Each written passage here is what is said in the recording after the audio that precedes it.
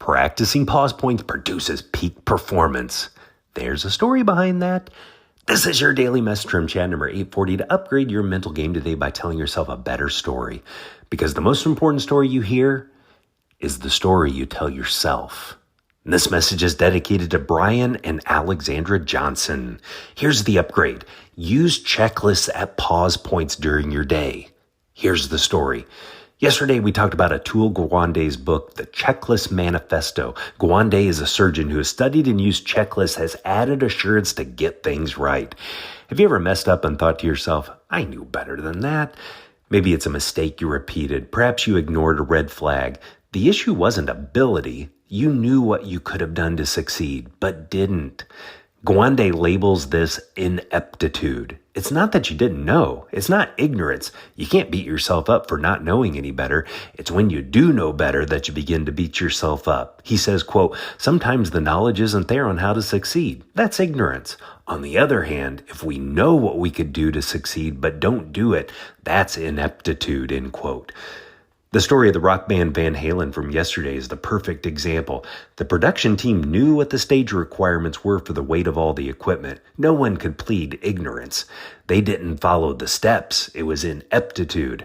Fortunately, someone had the genius idea of including the M&M bowl into Article 126.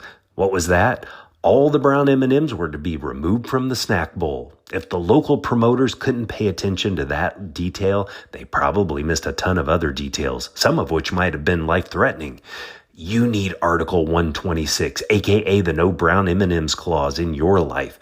The seemingly trivial thing you make yourself do to flex your I'm on top of my life muscle. Think about the very few simple core things you already do when you have great days.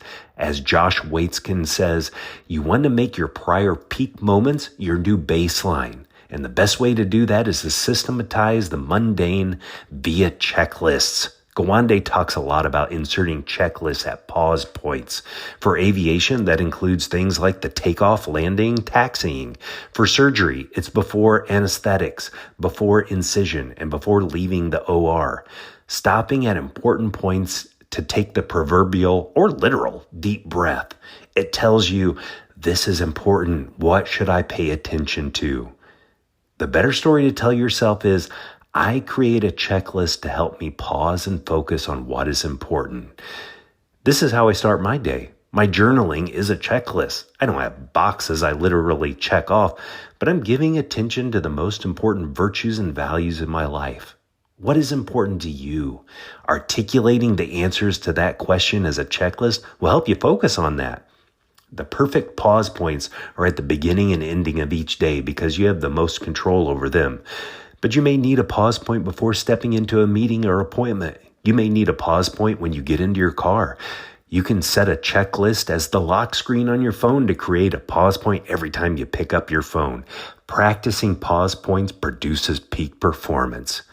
Tell me a story of building in pause points to refocus to fromchadsmith@gmail.com.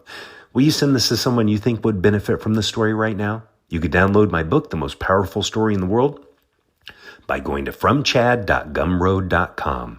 The transcript of this message and hundreds of others are always available at www.fromchad.com.